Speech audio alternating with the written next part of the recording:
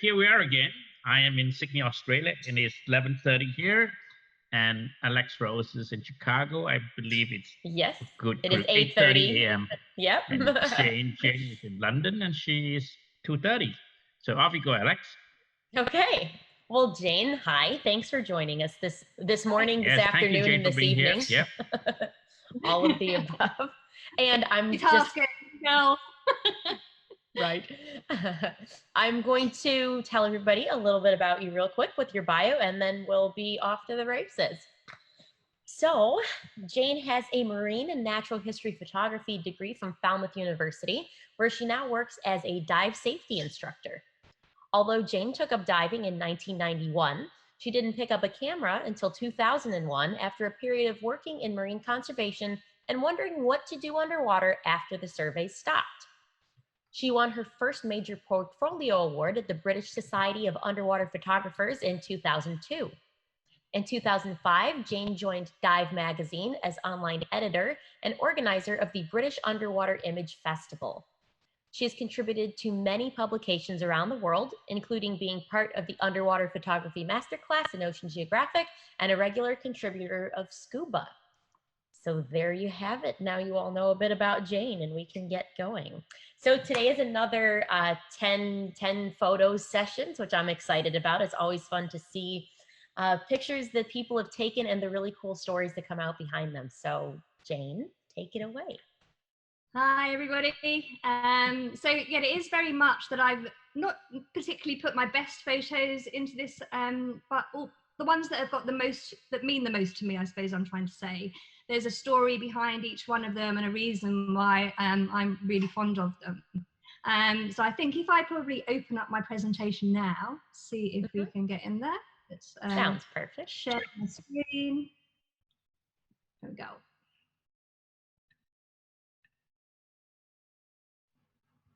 Is that working? I have not seen the screen yet. Not seen your screen yet. Okay, let me try again. Try again, yet. Sometimes it's just a matter of doing it again. Share. There we go. There we go. Got it. Good. Yeah, good. Very good. Good at my desktop. There we are. So this isn't actually slide one, but this is just a little bit fun to start with. I watched Alex's talk yesterday, and he was on the same beach as me. I was very jealous of the beach, so here I am back on the beach. And the one thing that I can do that Alex can't do, it's the one thing, is allow my hair to blow in the breeze. Which Alex said he could have yesterday, he didn't have any. So there we go, I can blow my hair. So funny. So here we are, back on the beach. And this is just a bit of an intro.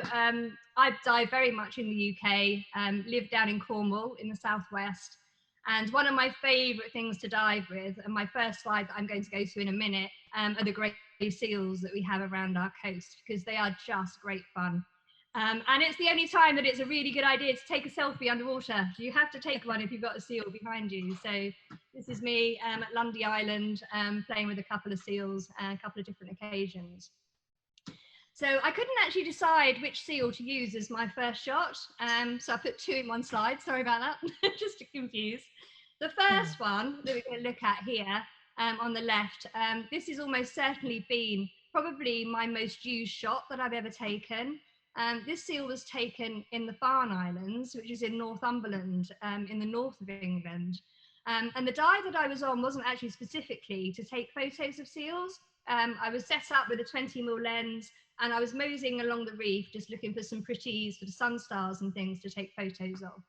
And it's just one of those intuitive things when you get a feeling like you're being watched. And so I looked sort of over my shoulder, and I could see this young seal just like coming through the kelp and sort of peeking at me, not that close, but coming closer and closer. So I kind of looked at my camera system, and I just whacked up the ISO a little bit, turned it round into portrait, and then I just moved around as slowly as I could.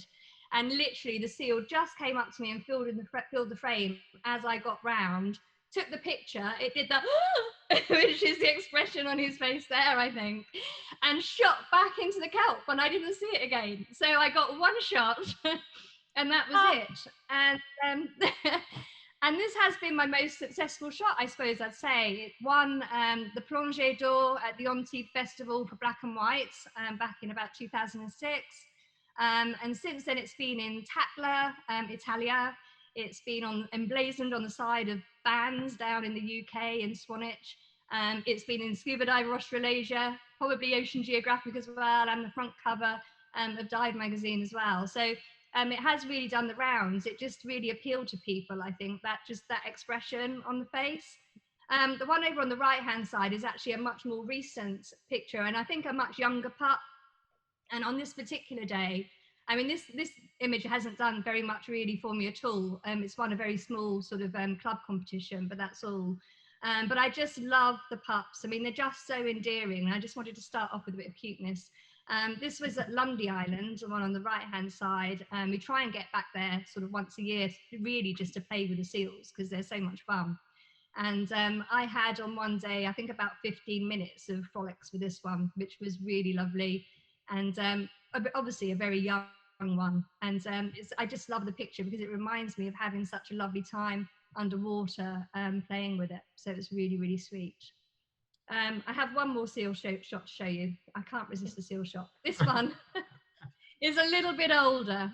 And when they get a little bit older and a little bit bigger, they can be a little bit more, I suppose, I don't know what the word is to describe it, but they knock you flying, basically. This is one of my friends, Nick Blake, who's on our sort of annual trip to Lundy. This is in quite shallow water. And this particular individual took a really real liking to his fins. So this was him playing. Nick didn't stand a chance. He was on his back within seconds. I guess they don't. Yeah. It's quite hard to get the shots of them when they're so fast and playing and bouncing around and grabbing the fins. So a lot of it's kind of luck, just shoot, and hope for the best and try and get some good images. But yeah, really, really good fun. So if ever you come diving with us in the UK, Michael or Alex, yeah. When is good time to come for the seals? For the seals, summer, yeah, summertime. We normally go to Lundy in about June time, and then I generally go to the Scillies in probably sort of August time. But yeah, they're very, very playful. My three favourite places: the Farne Islands in Northumberland, Lundy Island, which is in Devon, Bristol Channel, and the Scilly Islands. All great for seal encounters. Really, really good. That sounds so fun. Great stuff. But apparently they don't believe in social distancing. No, actually, I've got a photo to talk about social distancing in a bit. Perfect. So I thought it was rather apt at the moment. So I couldn't talk about stuff in the UK without mentioning our other big attraction down here now, which is the blue sharks. And this is quite an early image that I took. At the time, I was living in Penzance. I think it was in 2012, September 10, 2012. And Charles Hood gave us a ring and said, I'm going out to see whether I can find blue sharks. You know, a few people of anglers had told him that they'd been out on their boats and they could find blue sharks during the summer. He'd never tried it before. So we had this big bowl of very, very smelly bait. And we went out on his rib, a mile out of Penzance, threw the bait into the water and just waited and waited and waited. We didn't know if anything was going to happen. And I think it was about 2 hours in, I was just like laying around on Sponson, sort of soaking up the sun, and looked out, and it was like a Jaws moment. You know, it was the excitement. It was this fin just came gliding beautifully through the water. It was a really flat day. It was shark, and the excitement on the boat. It was the first one we'd seen. And that day, I think we had 6 individuals come in, and eventually, sort of like about halfway through, we actually got into the water and snorkeled with them. And now, as most people are aware, and I'm sure you're aware, Charlie Hood now runs a very successful business taking people out to blue sharks every year. And they're probably more reliable to find in the UK now than they are pretty much anywhere else in the world. I remember, you know, years ago when I lived in London, people from the British Society of Underwater Photographers used to pay a lot of money to get out to California kelp forests and places like that to go and shoot blues. Now we have them down here off our coast, which is lovely. I put this older photo in today because, funnily enough, Simon Rogerson, who's the editor of Scuba magazine, shared this memory today. So that actual picture was the Wow. first ever front cover on Scuba. So How cool. yeah, the first one. So there it is, and that was 7 years ago. Yeah, this month. So yeah, so Wow. blues, they're really lovely. And This is just where you live, right? yeah, literally, yeah. That's nice. The other thing that we have down here in Cornwall, not that I'm Mhm. biased at all, are these beautiful jewel anemones. And some of the reefs down here are absolutely smothered in them. I mean, literally smothered. The whole wall, you've got pinks and yellows and purples and greens, and they're just beautiful. And I think you have to go an awful long way to actually get more colour on some of the dives. You know, you shine your torch on them and you get this beautiful twinkling.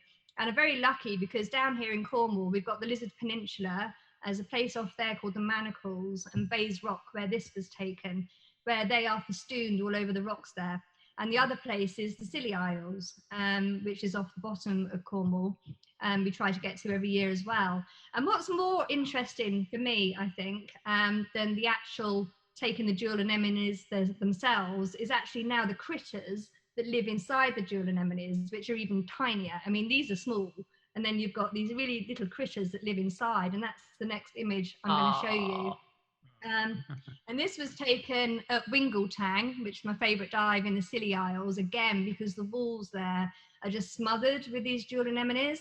I was surprised to get this shot on this particular dive. It was quite a challenging one. I jumped in with my buddy, and there was quite a current running. So my buddy David sort of disappeared and I carried on along the reef. He caught me up in the end.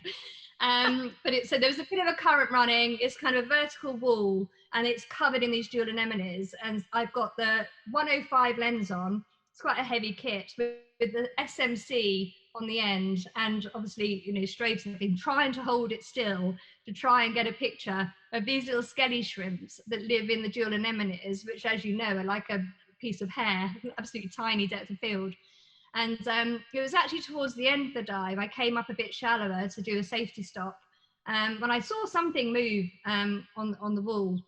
And so I settled down. I found a place where I could actually lean the camera slightly, where it wasn't damaging anything on the reef, and looked through. And even though I had on the SMC, Alex Satterthwaite very kindly lent me a 180 viewfinder as well, so I could see even better.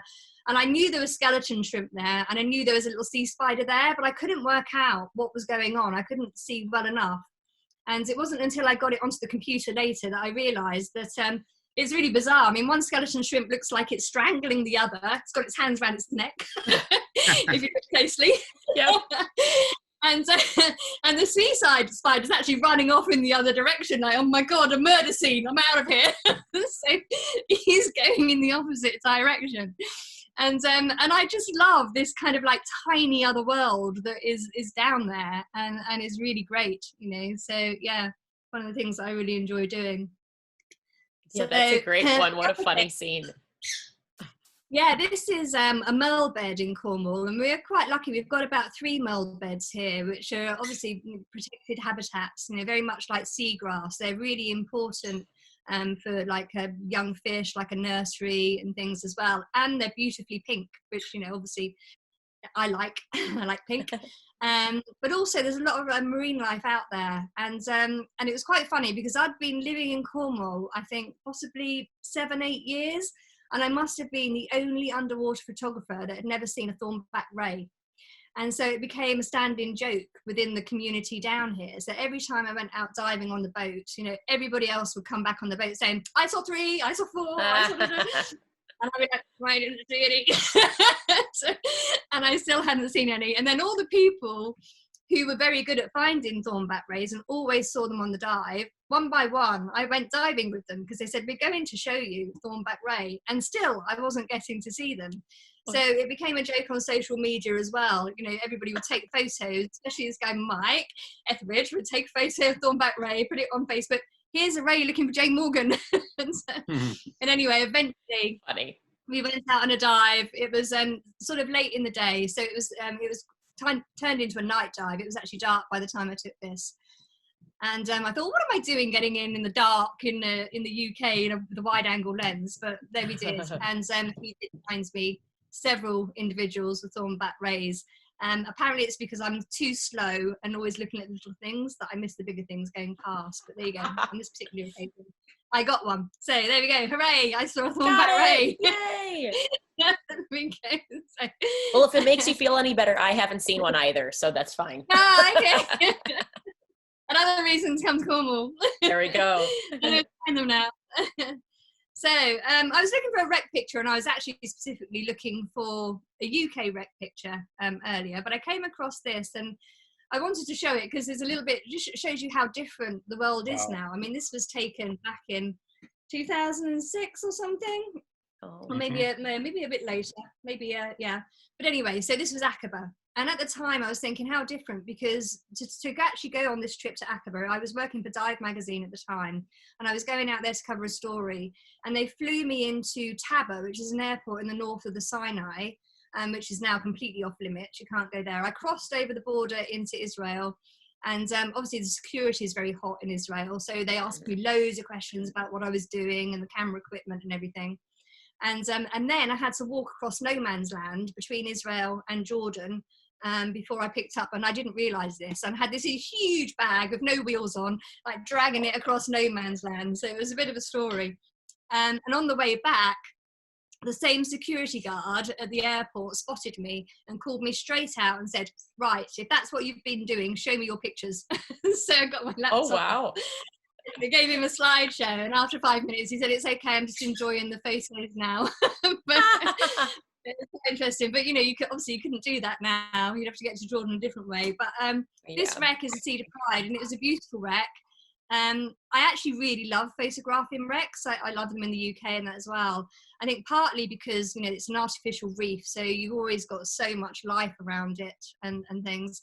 But also, in some ways they're a lot easier to photograph than marine life because they don't swim away. Okay, you've got to find a nice angle and that on it, but they don't swim away, which is what I like about them. But yeah, so this is a Seed of Pride, about 25 meters I think it is, but the mast up at about 8, but a lovely wreck out in Jordan. So yeah, that's kind of nice memories and a fun trip memory. So moving on, I did mention that I would be talking a little bit about social distancing. And I saw this photo when I was going through earlier, and I thought, oh, that's perfect for social distance. So this is Simon Rogerson, who's the editor of Scuba magazine. This is a trip in the Maldives, and Simon was beautifully oblivious, unaware that he was being stalked by Napoleon behind him. And I thought it made it made a great picture. And I do like, comedy photos, I suppose you would say, underwater. Yeah. And so, yeah, this is quite fun. And obviously nobody's told the RAS about social distancing. They are surprisingly good at sneaking up on people. It's amazing. Yeah. Funny. Yeah. Okay. Funny. So, and then, I can put that. Moving on. Here we go. And I thought this was rather apt at the moment as well. This is also taken in the Maldives. I really love jewel anemones, but these anemones as well. Absolutely love them. And obviously we're all a sucker for an anemone fish. And I thought this was rather apt because the anemone is all closed up, but he's staying safe and staying at home. So that was going to be the last thing I was going to say. Stay safe, stay home, butt the curb. But yeah, but I love them. Even when they curl up, the jewel anemones, and I don't know if you can see it because you have to sort of zoom in a little bit. But you can see the little white dots around the side of him there, and that's the little eyes of the shrimps that are all trying to sort of hide in the skirt there as well. And so I thought that was quite apt to finish it off with a little bit of social distancing and a little bit of stay at home. Be like Nemo, stay home. And I think perfect. That's some 10 shots. There you go. Oh, thank you. Thank you. Very good. That was so nice to see something. Yeah. Well, no, it's just so nice to see things, especially pictures from places that are local to you, because, that's not local to us. So that's nice. When you're not diving at home, what are maybe your top 3 places that you like to go diving? Well, obviously I love the tropics. I think one place that I've actually been back to twice, and there's not many places that I've been to twice, is Komodo. I absolutely love diving in Komodo, and Bali, lots of places in Indonesia, to be honest with you, and Malaysia. Yes, I still have a huge bucket list, and the older that I get and the more places that I learn about, the longer I'm afraid the bucket list gets. That's so true. I know. I think people always tend to assume when they don't travel a lot that when you do go on dive trips, you just cross things off and you go through your list and you're done. It's like, no. Every dive trip you go on, you meet someone who tells you about another place, and that's it. Yeah, for sure. That's fine. So where would you go after this? When you where will I go after this? Traveling again, where would you go? Where will you go? Well, I would ideally like to go to the Galapagos. Dive with sea lions and seafood school and sharks and things. I think one of my favourite places I've been to, and I think Michael likes it as well, is the Gardens of the Queen in Cuba. I went to Cuba for Dive Magazine quite some years ago now, and the Gardens of the Queen was just phenomenal diving. The amount of sharks, the pristine reefs, just absolutely beautiful. Yeah, it's pretty sad at the moment. I was just talking to some people from Cuba, and right now they shut these, as you know, these are shut down now, and they send everybody back home.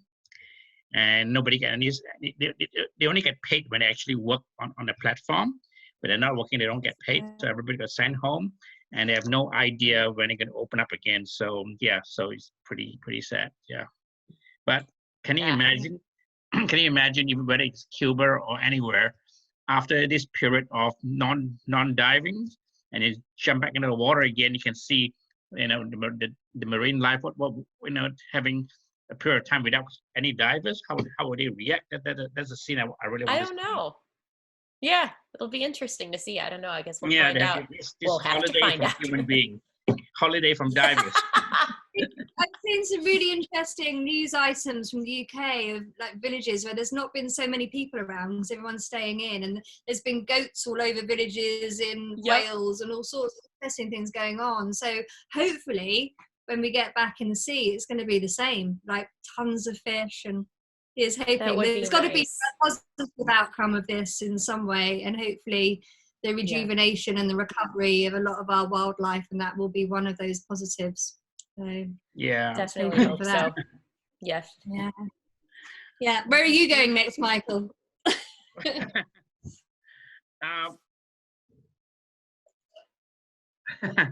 There's a lot of places I want to go to, but but the thing that really misses, I really want to get back to Socorro very quickly, because suddenly there's this breakup.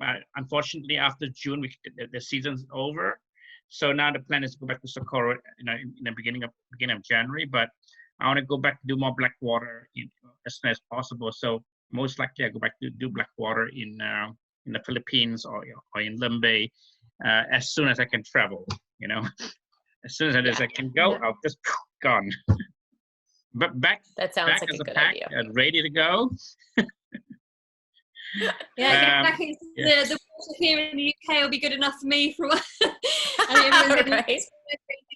Some of our students have set up swimming pools, like paddling pools, in their garden, so they can get in with their dive kit and cameras. Too funny. There's always something to shoot, I suppose. Exactly. So thank you, Jane. Thank you. It's been lovely talking to you. And thanks for joining us. I hope you get back into the water soon, and we talk to you again soon. Thank you so much. Okay, thank you. Bye. Yep. Bye. Have a good one. Thank you. Yes.